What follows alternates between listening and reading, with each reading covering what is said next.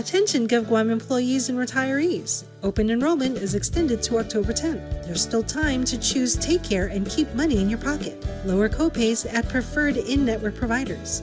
A payroll deduction as low as $2.04 bi-weekly. To avoid enrollment and payroll processing delays, enroll as soon as possible. Learn more at takecareasia.com/GovGuam 2023 or call 671-647-3526. Take Care, our island, your health plan.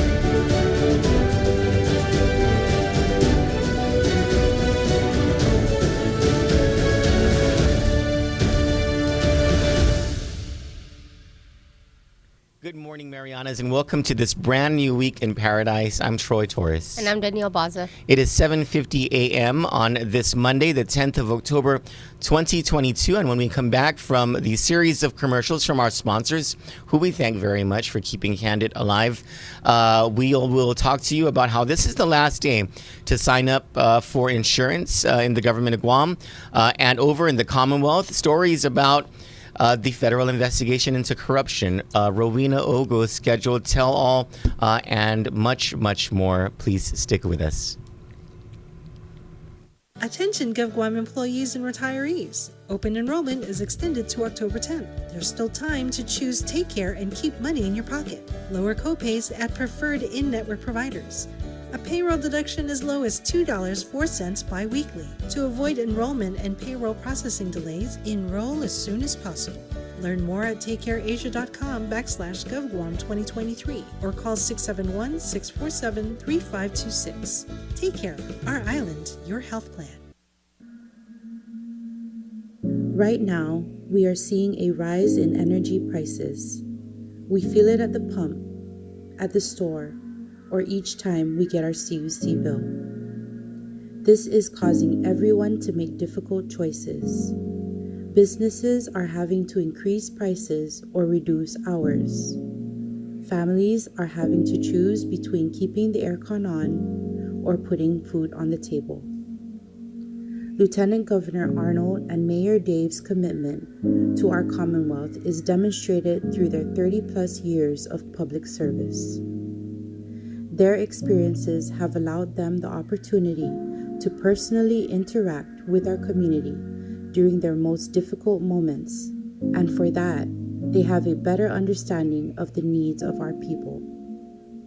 The CNMI needs leaders that will promote policies that create jobs, grow paychecks, and improve the economic security of the CNMI businesses and families. We hear you, Marianas. It's time to get this government back in order. This election, please vote Arnold and Dave.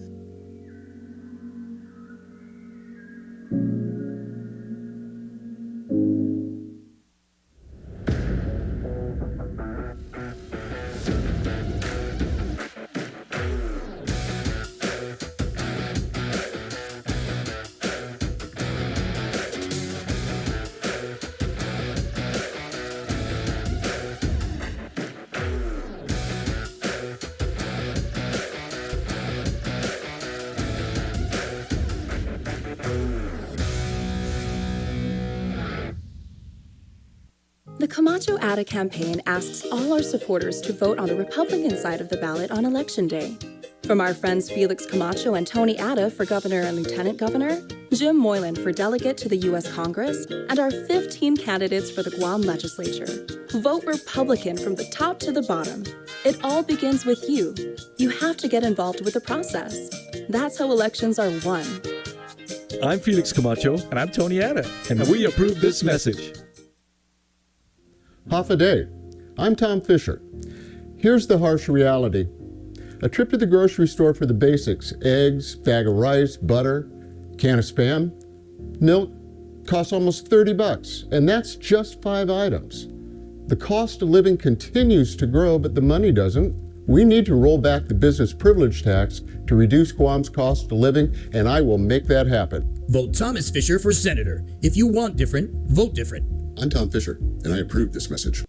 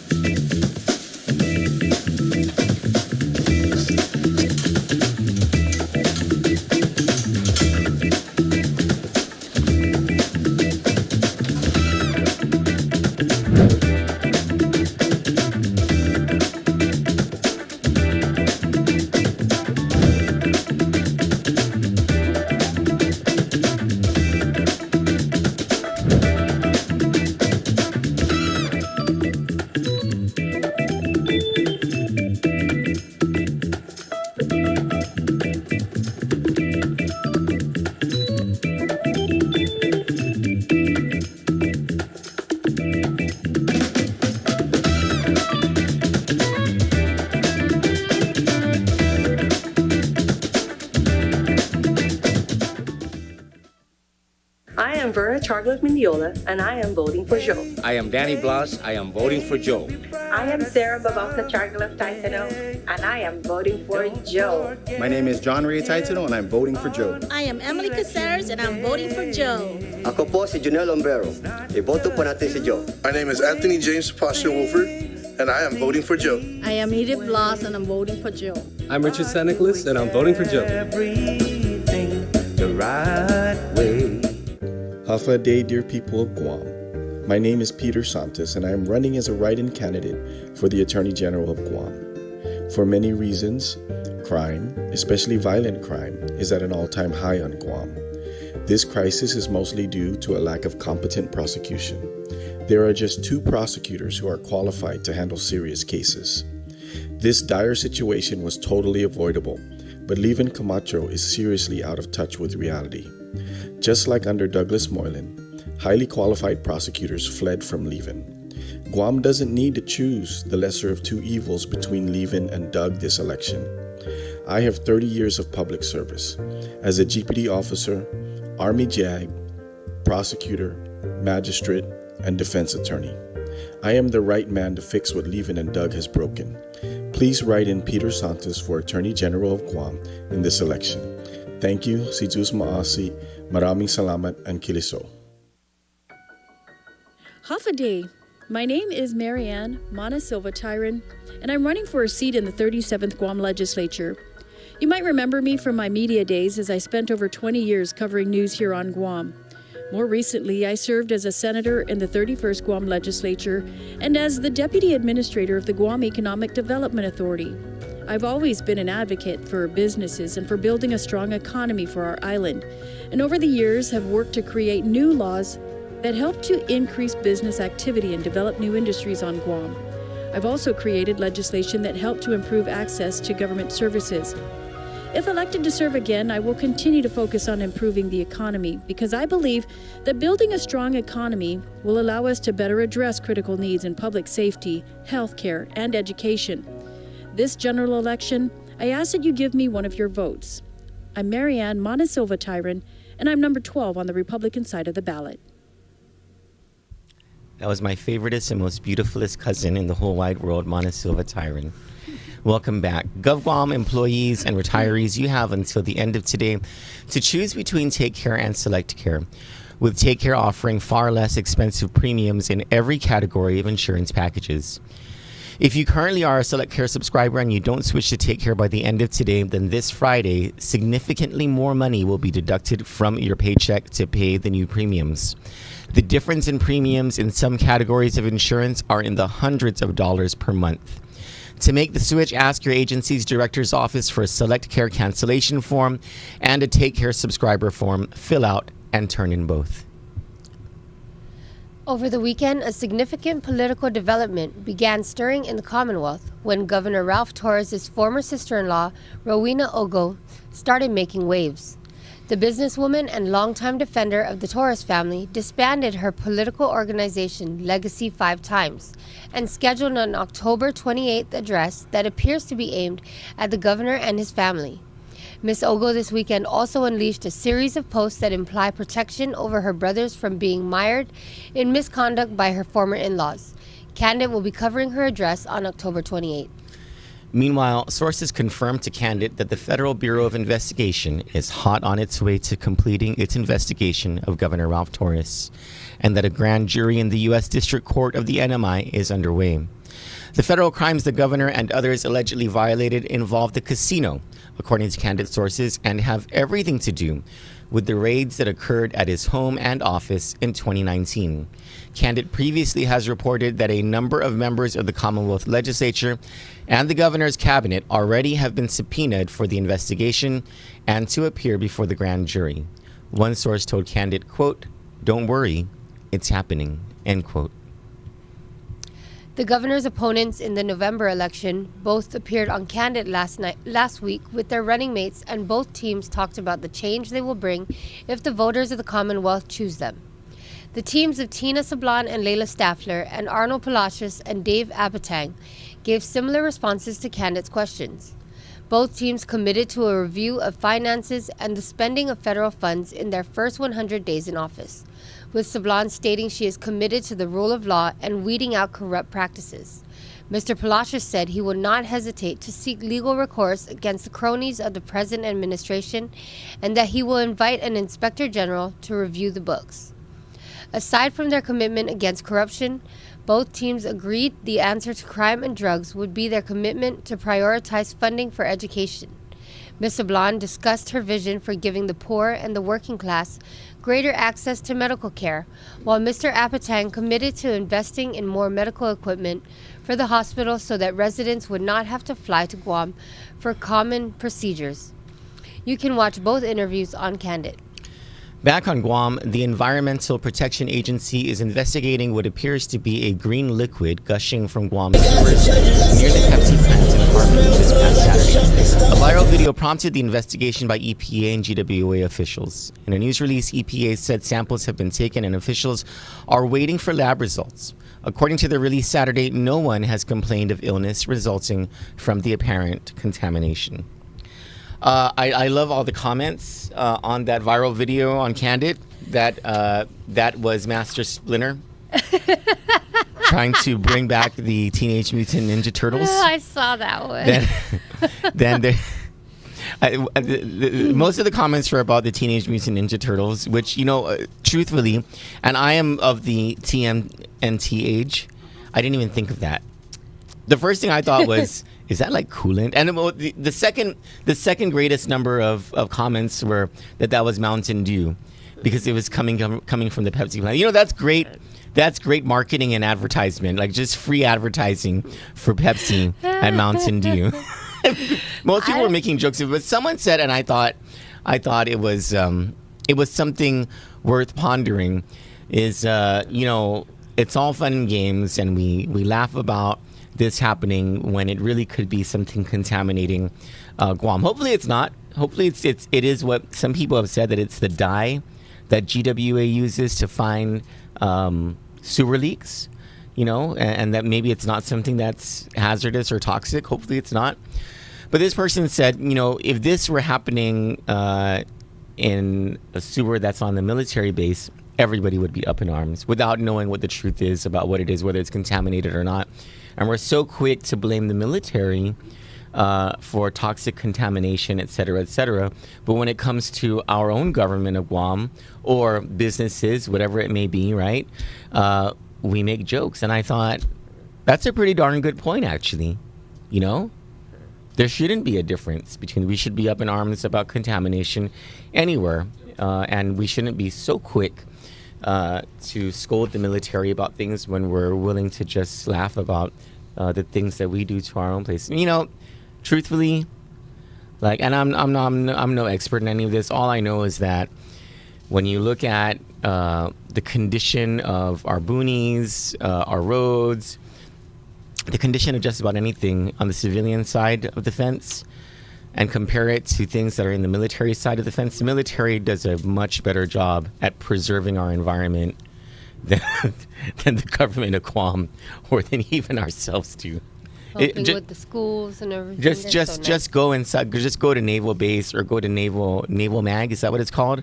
And look at the age of those the tree. You see trees there that you don't see on this side of the fence. And when I took a tour and I asked, what kind of trees are those? They're like, well, those are trees native to Guam. It's called the blah blah blah tree. And I was like, how come I've never seen these trees before? And they're like, but you know what they want to say. Because you guys don't take care of your stuff, Nay. You know they want to say it's because you brown people don't know how to take care of your trees. See, Nay? When we come back, we're going to bring you something exciting. I was sent this by the Camacho campaign. I did not watch it on Saturday, but it is it jives very well with Kandit's news agenda this week.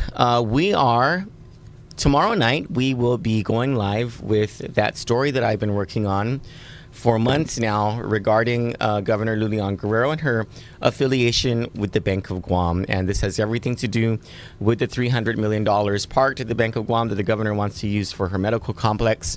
All we are waiting for, and we've given the bank until noon tomorrow to respond to 2 questions that we have. We have sent a number of questions to the governor's office. They have not responded yet. They have until noon tomorrow to respond. Then throughout the afternoon, I will be finishing up the story, and we will be going live with it tomorrow night. But meanwhile, there was something that Congressman San Nicolas touched on with Governor Felix Camacho over the weekend that is somewhat a part of this story. And it's something that he raises when we come back from this commercial break. We'll show you that clip, and we'll tell you a little bit more about the story that I have, this big story that I have regarding the governor and the bank she owns. Stick with us. Attention GovGuam employees and retirees. Open enrollment is extended to October 10th. There's still time to choose Take Care and keep money in your pocket. Lower copays at preferred in-network providers.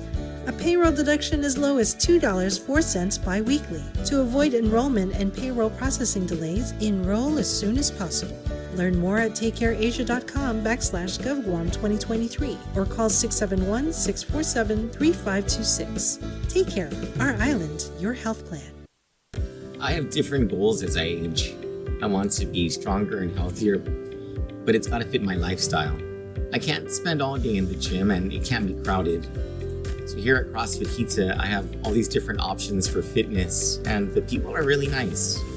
The atmosphere is inviting. It's like family. GovGuam employees and retirees, sign up today for CrossFit Pizza for free when you choose Take Care as your insurance carrier, and for 50% off if you choose Select Care. It's an investment you'll love.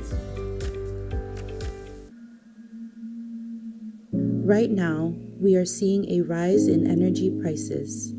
We feel it at the pump, at the store, or each time we get our CUC bill. This is causing everyone to make difficult choices. Businesses are having to increase prices or reduce hours. Families are having to choose between keeping the aircon on or putting food on the table. Lieutenant Governor Arnold and Mayor Dave's commitment to our Commonwealth is demonstrated through their 30-plus years of public service. Their experiences have allowed them the opportunity to personally interact with our community during their most difficult moments, and for that, they have a better understanding of the needs of our people. The CNMI needs leaders that will promote policies that create jobs, grow paychecks, and improve the economic security of the CNMI businesses and families. We hear you, Marianas. It's time to get this government back in order. This election, please vote Arnold and Dave.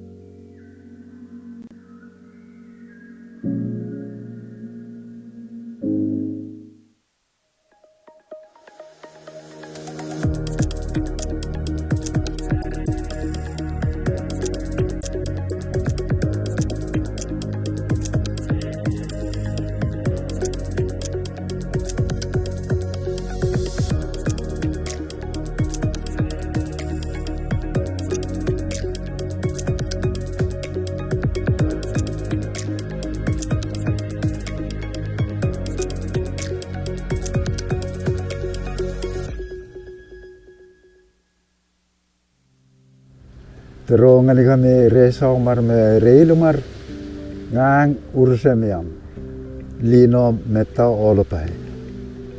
Imusan tangar maliulu ngani kami masal ngani kami babu fiti le iti Selena Roberto Babauta bobotolong boye nice Congress nomor nyan balad nge ruo automatically nomor nyan balad nge ruo belan November 8 lan maram musik kemutingan au sihi uri ululu nyan ngang melan House of Representative eseb mesah hibura hiwana charmalian ye wikita ngairala mikagat dengan his meas government ebal senir be eno precinct 2 ebal abonar alnger sakna we esabior te fermo melan fanu kafanwas I wanawante hi lukametaka e keira baba mala te feringa Melania's government. I Auya's hero Melan fanuka fanwas. Bali ye hero. Ato tabwe. I amusenegi me bato tabwe busiu. Ato lenge Selina Roberto Babauta nomor 2 lanyan balad bisibu ato lenge webono boy as senator lan election sikkim matengene lan November. Gilisso ngani kami resa omar merelu mar. Gilisso.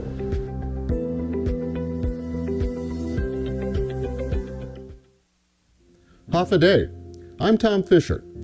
Here's the harsh reality. A trip to the grocery store for the basics, eggs, bag of rice, butter, can of Spam, milk, costs almost $30, and that's just 5 items. The cost of living continues to grow, but the money doesn't. We need to roll back the business privilege tax to reduce Guam's cost of living, and I will make that happen. Vote Thomas Fisher for senator. If you want different, vote different. I'm Tom Fisher, and I approve this message.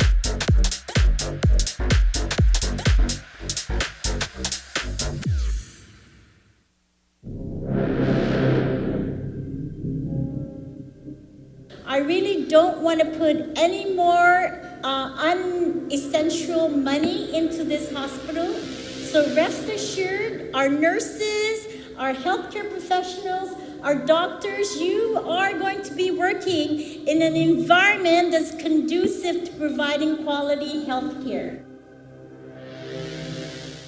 I'm Felix Camacho, and I approve this message. I know we have a lot of commercials. I know. Woo woo. And I just want to thank you all for your understanding that we need to eat here at Kandit, and most especially to our advertisers for allowing us to eat. Viva. Viva to our advertisers. We love you all. We do. And truthfully, this is the time. It's election year. I mean, it's election season. And this is how candidates are able to get out their message on what it is that they would like to present to voters both in the Commonwealth and on Guam. And we're proud to be the only platform in the Marianas that hosts the political commercial, the advertisements for candidates in both the Commonwealth and on Guam. We're very proud of that. Whenever I see commercials from both the Commonwealth and Guam, I feel like, you know, Growth, we're good. growth. We're good. Now, there was, over the weekend, Felix Camacho and Tony Ada, candidates for governor and lieutenant governor of Guam, they have a podcast. And over the weekend, they shared their podcast with Congressman Michael Sinicolas, who challenged and did not succeed in challenging Governor Lulian Guerrero for the Democratic primary nomination for governor of Guam. You know, you saw Congressman Sinicolas not attacking Governor Lulian Guerrero in his campaign. But it seems like he's taken the gloves off. And he is becoming more vocal about issues. You've seen him in his posts talking about the cost of housing, the cost of living, taxation, the sort of gaslighting that administration officials have done against his record.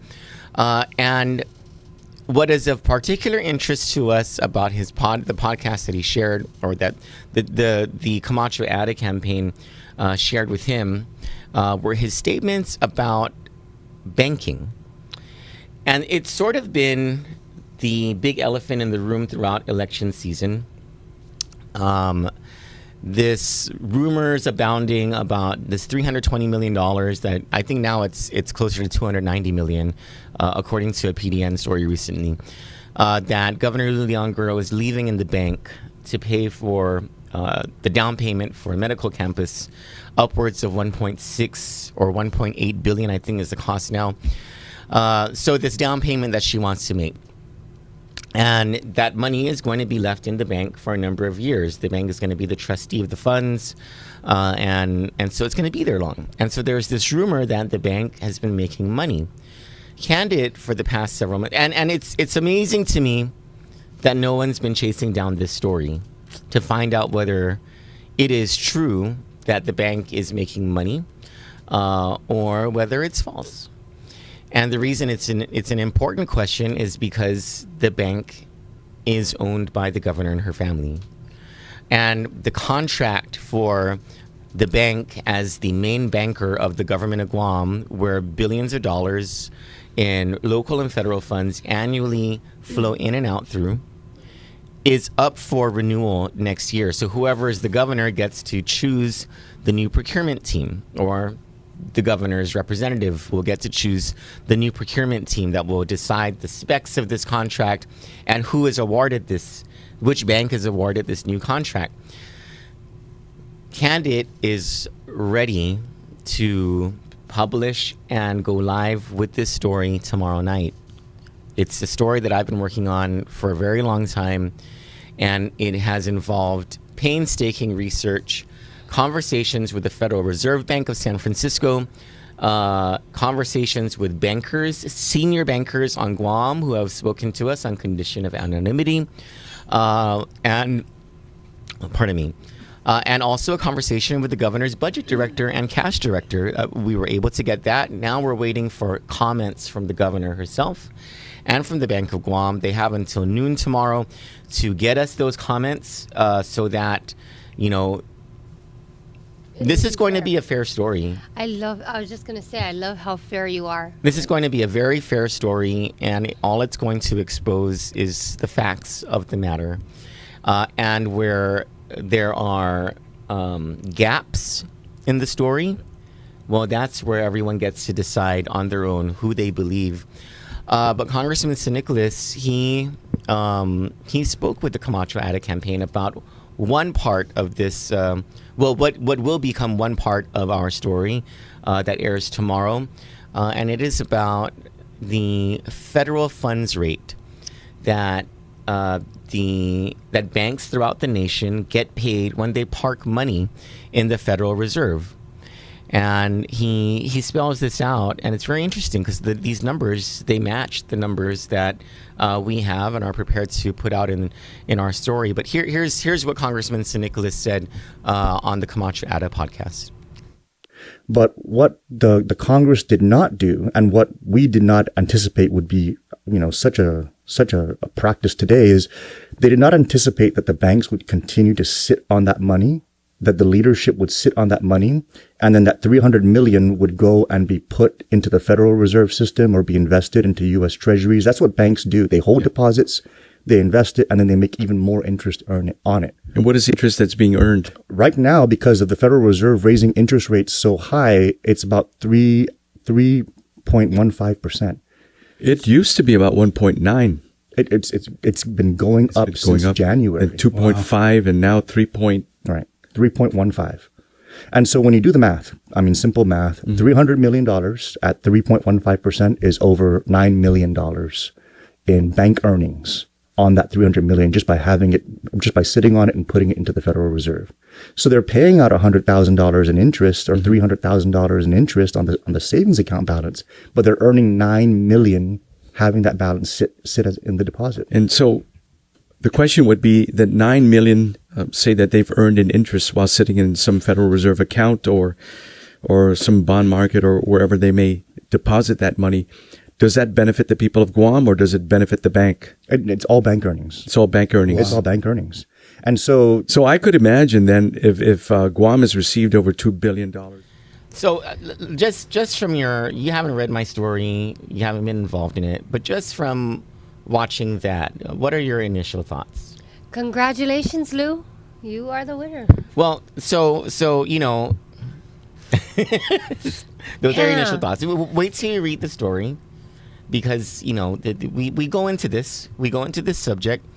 We go into the fact that numbers don't lie, and when you look at reports that the bank has filed with the FDIC and with the Securities and Exchange Commission, you're able to get a story out of that, but you're not able to get the full story.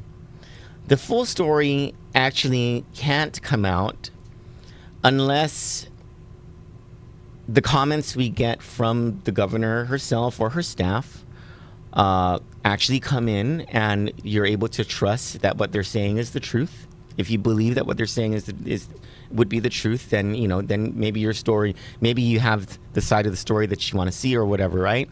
But truly, these reports don't say everything, and it would take a discovery of the facts through a trial process, through an investigation where certain things are able to come to light in order for the full story to be told. But if you think that $9 million is a big deal, wait until you see this story that we have coming out tomorrow night, because the numbers get much bigger than that. Yeah. Stand by for it. So your calls to the Adelup has gone unanswered? Eric is asking whether our calls to Adelup have gone unanswered. Partially. Lester Carlson, the governor's budget director, did speak to us a few weeks ago. And he did give us certain assurances. Then last week or 2 weeks ago, I talked to Ed Byrne, the governor's director of administration, the guy who manages the cash of the government. So he's the one, it's his agency that deals with the bank. He's given us certain assurances. I brought up some things in the reports and he said he was unaware of, and he would get back to me once he gets some clarification from the Bank of Guam. He has not gotten back to me yet. I followed up with Crystal Paco San Augustine, the governor's spokeswoman, to see whether she can follow up with Mr. Byrne. Have not received a response yet.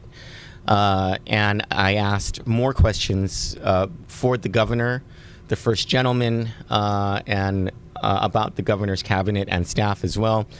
I have not received the responses from the governor's office as of yet. It's been a couple of weeks since I've asked these questions, and we're waiting. But we can't hold this story back any longer. It's already taken quite some time. My research is done.